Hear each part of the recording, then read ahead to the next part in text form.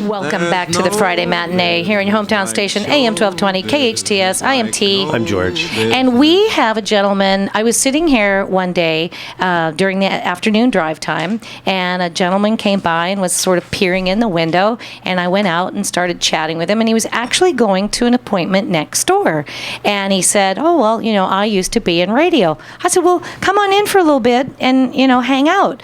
Well, it turns out he has a lovely and storied career that he was involved in radio. We're here today with Bob Marion, and then we'll let you tell your story. But welcome to the Friday Matinee, Bob. Welcome to the Friday Matinee, Bob. Our small but mighty audience welcomes you. So what do you want, an overview of my career? Yeah, I would love to hear, because when you came in, you said, I used to do this, and you were part of one of the bigger radio stations in Los Angeles, and you were an engineer, right? Yes. And you were with where did you start with radio? Well, I graduated from radio school in 1954, Don Martin School of Radio and TV. And then from there, I left there. I went to KSCO in Santa Cruz, and we did what we called combo work, which is your own board work and your own announcing. And you do everything. Kind of like what we do here. That's sort of what we do here. That's right. And I did that for a year. And then I went in the service, and I got assigned to Armed Forces Radio and Television Service in Los Angeles. And we recorded a lot of shows that we put on disc and shipped overseas. And we also did shortwave. We used the Voice of America transmitters, and we sent those overseas to the AFRTS stations overseas. And then when I got out of the service, I actually went back to work in Armed Forces Radio Service as a civilian engineer. In the service, I had done announcing and engineering. When I went back, it was as an engineer. And I was there about 7 years.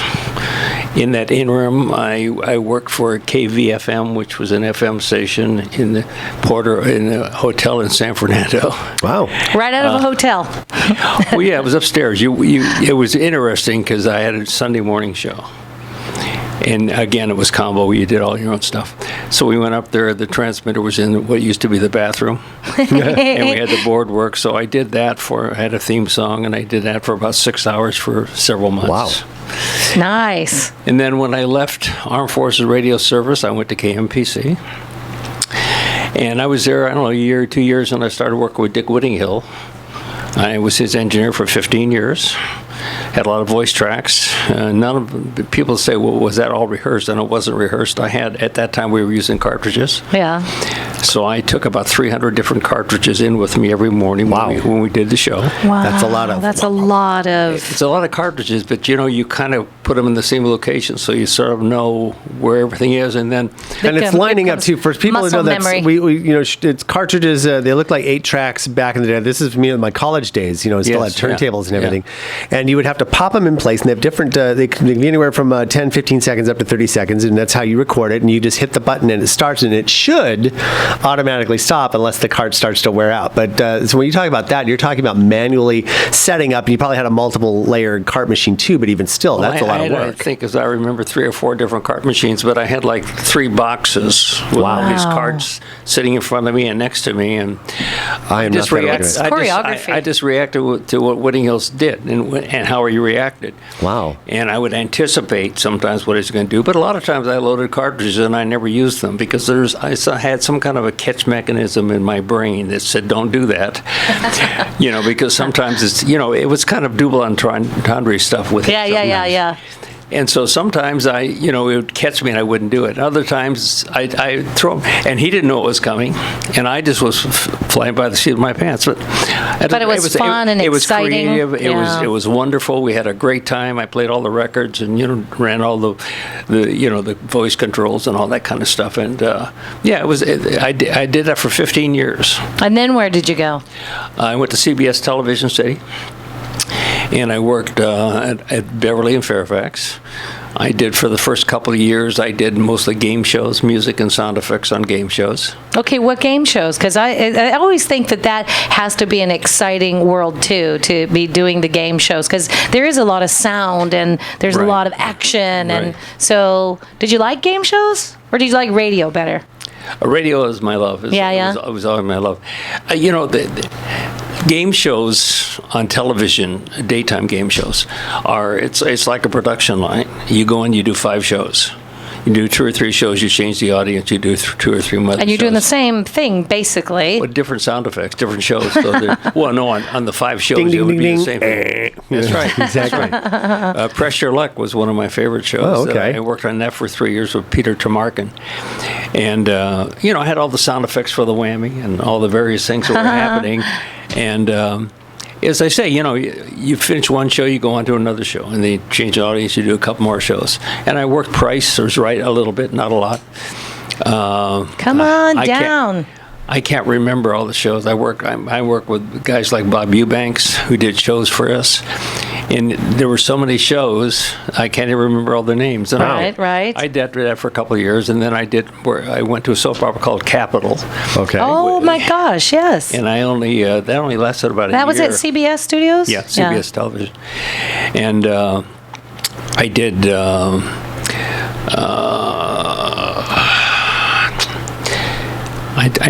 I did music on that, and then after that, Bold and Beautiful became the daytime show, and I worked on that for 10 years, and I did music and sound effects, mostly sound effects on Bold and Beautiful. No, soap operas are not broadcast live, but they're shot in kind of a live format, right? Yes. They just go one after another. There's not, a retake is hardly ever, if ever, happens, right? So you have to be prepared almost like a live theatrical performance, but we would do right? like one show a day. Later on, bottom line, we started doing a show and a half a day. Wow. But basically, it was like live to tape. And we had separate tracks for sound effects, separate tracks for music. Music was put in later. So I did sound effects. And, I would get the script ahead of time, and I would look at the script, and I would say, okay, this is what I need. And so is it all Foley? Foley sound No, effects, or you had them? I mean, some of the stuff I would do, I would have to create sound effects, but we had a big sound effects library. Yeah. And I would look at the script, and there were certain sets that had certain things that were going to be the same all the time. We had one set, kind of a funny story, because directors and producers always don't quite know what they want. Imagine that. Yeah. And one of the sets we had was a lab. Well, in the lab, there were a bunch of machines, but nothing was running. I mean, there was nothing to create a sound in that lab. They're static. They're just there. Basically, you couldn't identify any of the machines. So the director said, well, I need a sound effect. I said, well, what would you like? Because the reality is you couldn't look at a machine and like a heart. That's the sound it makes. And so I ended up using a hum. Drove the audio mixer crazy. Because the last thing you want on radio television is hum. But it's the only thing that made any sense in that room, with the set. in the lab. Yeah. So I Poor used guy. that for a while. And this is a situation where you had to come up with those. There wasn't anybody who gave you the list. You're the one that it was your job. You had to make it. And if you didn't, somebody else was in your place the next day. That's interesting. And the interesting thing about working on game shows or even soap operas is that directors and producers have a tendency to be a little indecisive sometimes on what they want. So as an engineer doing that type of thing, you soon find out that the one you think is the best, you never play first. They say, well, let me see what you have.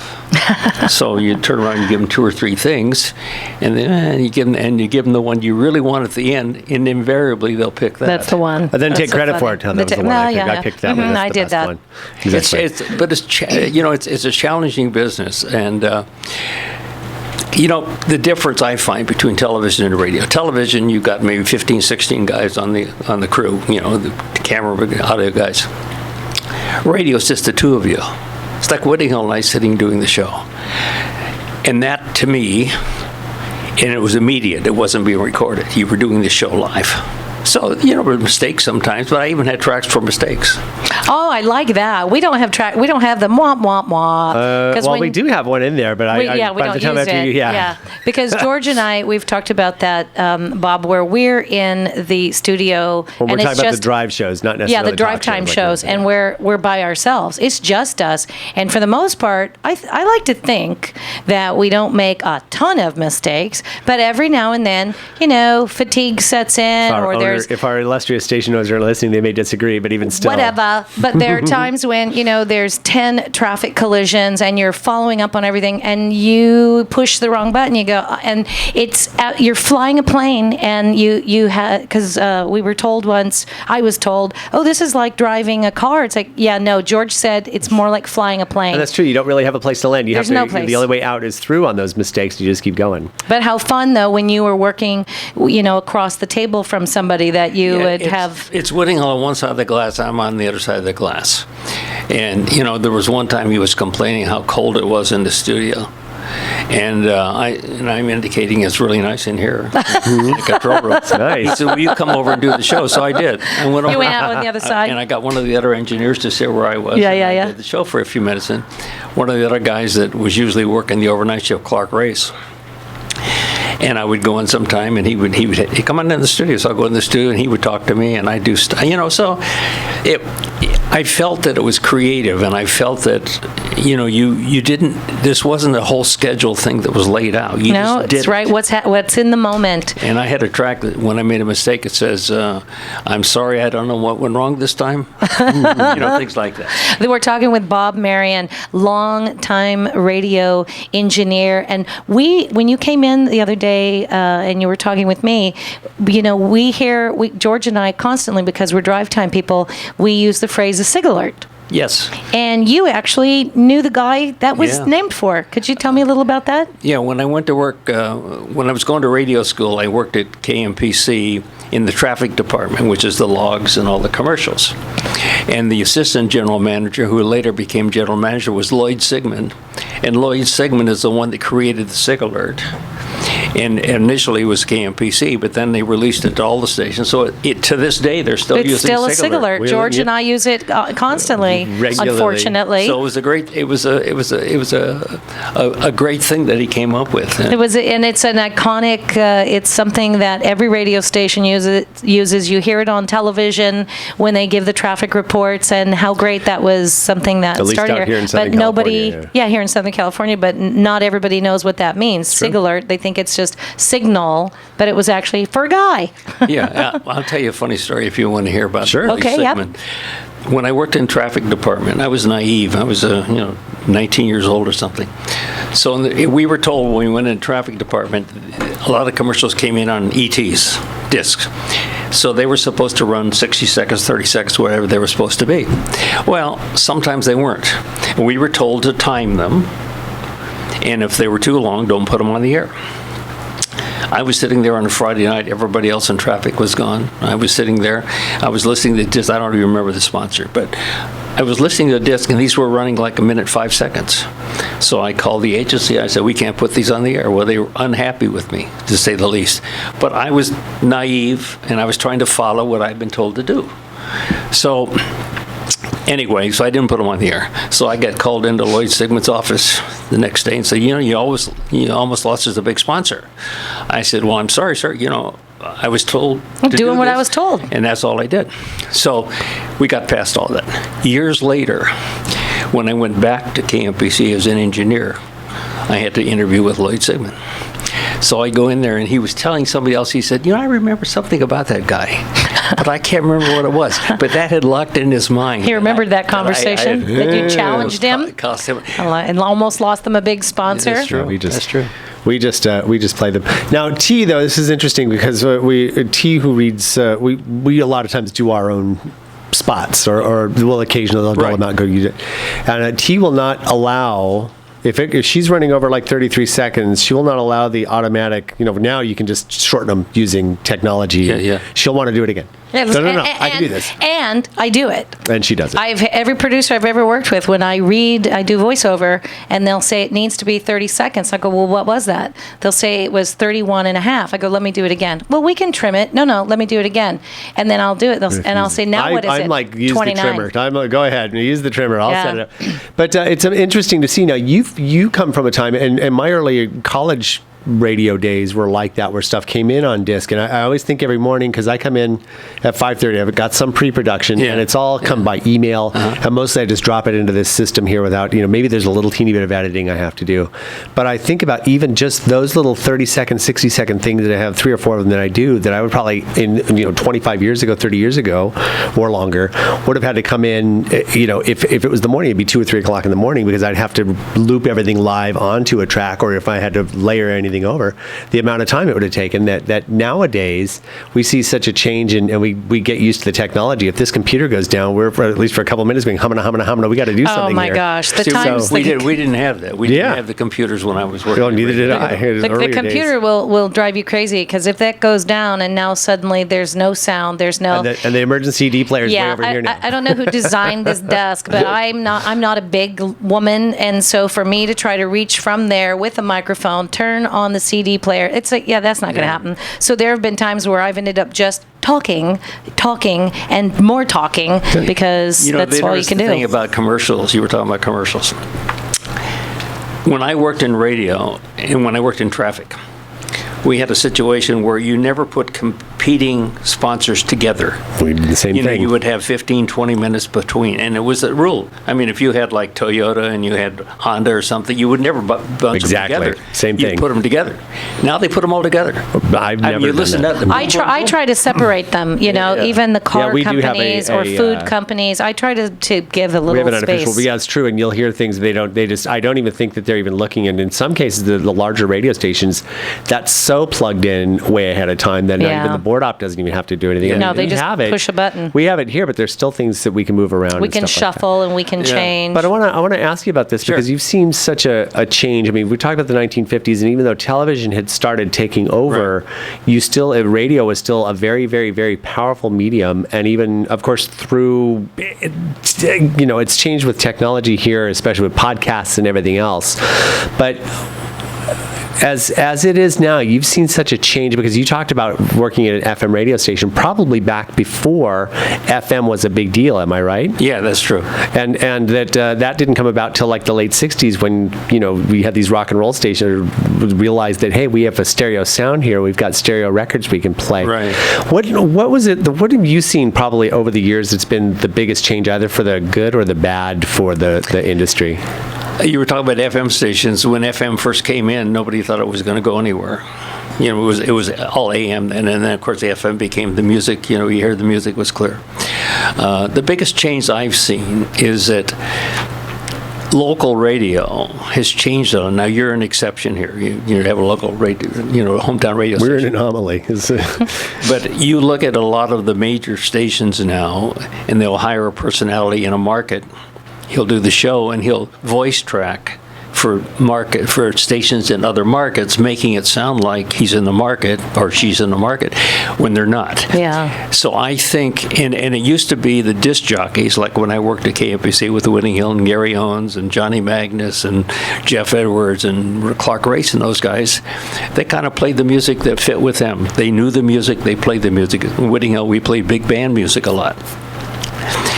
It's now become, I don't know how it is here, but it's now become that the program directors program the music, and you don't have a choice. You play what you have to play. And I think what's happened is I think in a lot of cases they've taken the local feel of a radio station away. They took it away. With the big corporations. I agree with that. Keeping our owners into this. Talking about that. Well, it's true, and there is what the explanation here. We're an adult contemporary radio station with a certain target audience that we're hitting. Of course. And of course, the logic is, I'm using quotation marks here. Logic. That this is years and years and years and years and years of research that when we play a certain song at a certain time at a certain format, and we do it a certain way, that we will catch a certain percentage of the population audience. Sure. And it's in a way where we don't have Arbitron ratings or anything else where we can sell cost per million or cost per thousand. Then you get into the whole advertising thing. And that's at least the explanation from upstairs for us. Yeah. If we do make our own choices, because it's all programmed in the morning, it still has to be within that same format. So if it's a current hit or what's called power recurrent or something, we have to find something. And sometimes we will switch it out for time, and that's about the time is the one thing that dictates a lot. But as far as programming our own songs, and we don't get to do that. It'd be different. You better have a really good reason. Okay. So you better have a really good reason if you're gonna change up the format a little bit. Now, sometimes if there's an artist that's passed away, which seems like it's happened a lot, we've had tributes and things like that where we'll change it out. And again, for time, but it has to be in that same type of format. So again, if it's a power recurrent or something like that, we have to switch it out with the same type, and it has to be along the same format. And we used to do something that George and I both really miss was the flashback. We did that every hour. Bring back the flashback. Yeah, bring back the flashback. We're going to wear T-shirts because we had an opportunity to play things like Creedence Clearwater and the Beatles and the Mamas and the Papas and the Eagles. Yeah. And we loved that. That was for both of us, I think. It was like a highlight of the hour. And I think we're wearing them down, maybe. You think? Maybe. But we'll have to see. But anyway, that's that. You're right about that. And on the one hand, from a money standpoint, and a radio station, especially like ours, trying to stay in business, you have to have something that you can grab a hold of from a science standpoint or a money standpoint, because we, like I said, we're not Arbitron ratings, we're not a major market. So, but on the other hand, they're right about kind of the feel of being able to play that kind of fits the personality. So do you have a target audience? So do you have a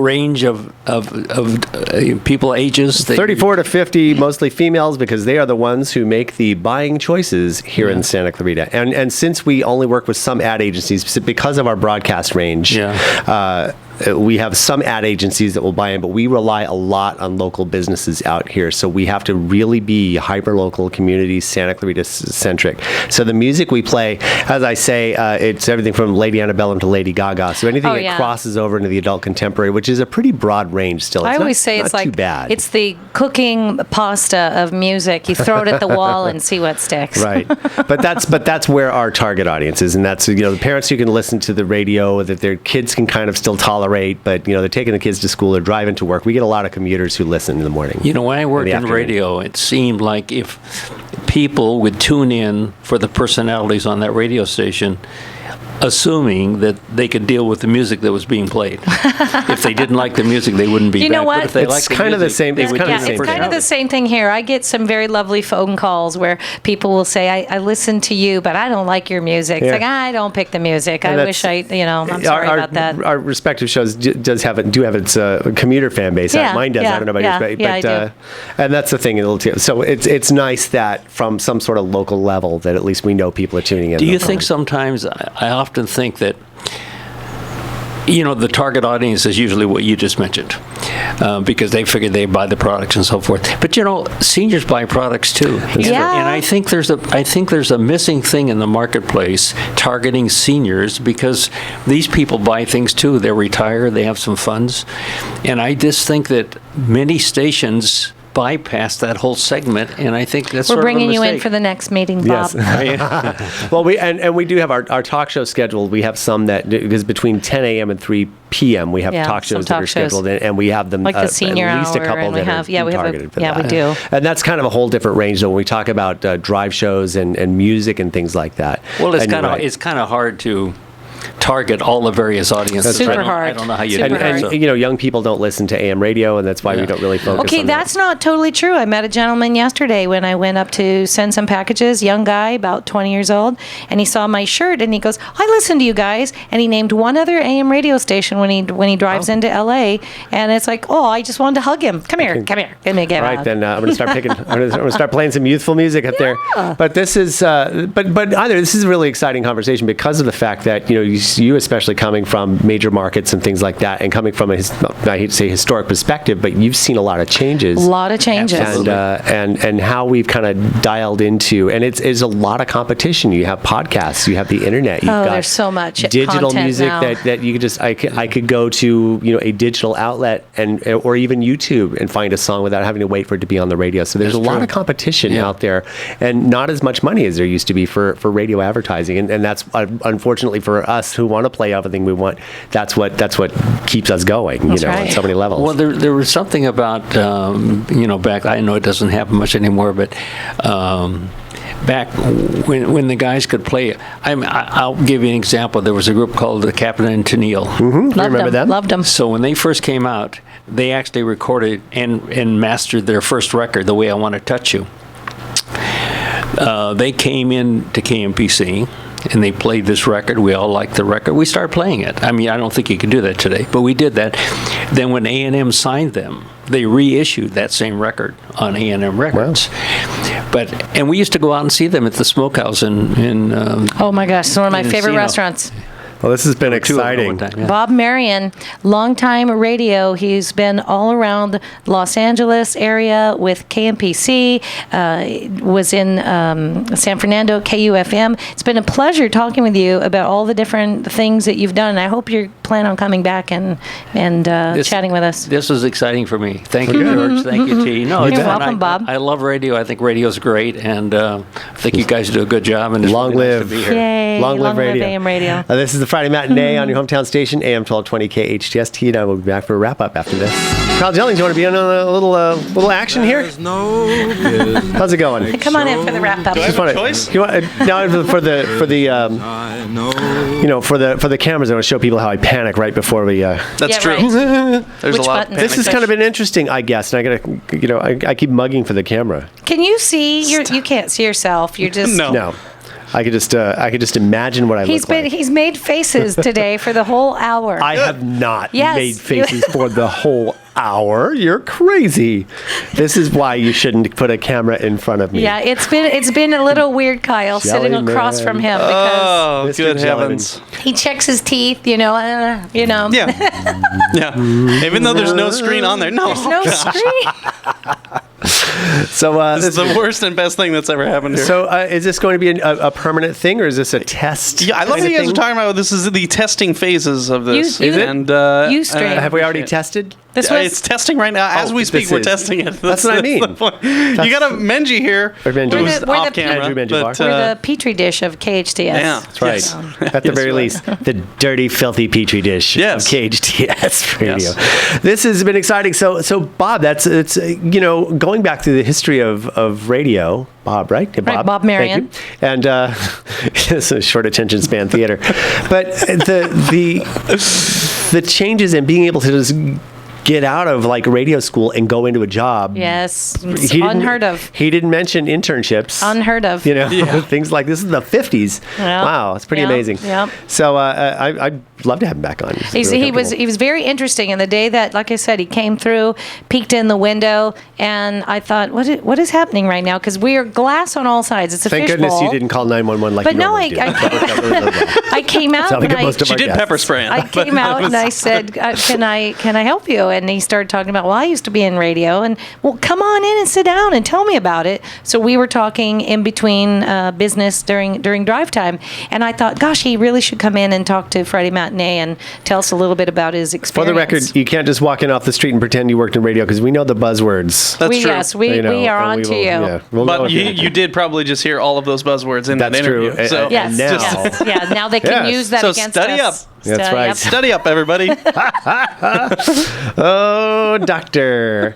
Well, this has been very exciting. What do we got next week? Audio and video. Next week we got Tony Valentino. Very the Standells. Do we have? I don't know if I have time to play it, to throw in a little. Very exciting. Dirty Water. That song from the '60s. Yes. I actually spent a little time with him with a friend of mine who interviewed project you were him. doing, right? And he has fascinating stories about who he toured with and how they got into the industry and talk about the ease of getting into the music industry back in the '60s. A lot different from what it is now. Oh my gosh. And he's got some new projects he's working on, and it's going to be very fun. I mean, we're looking forward to this. So that'll be very exciting. Tony Valentino. And I asked him about their appearance on the Munsters, You the Standells, where the Beatniks, they had sublet their house out in the Beatniks, and they're singing "I Want to Hold Your Hand." Oh my! And he talks like this. They wanted the Beatles, but of course the Beatles couldn't be on the Munsters, so they called us in to sing that song. And I tell you, I can't wait that for is him to come exactly in now to hear what that's what he sounds exactly. like. I'm telling you. I'm going to say George did an impression of you. Don't you do that? Well, okay, go ahead. I tell you, it's great.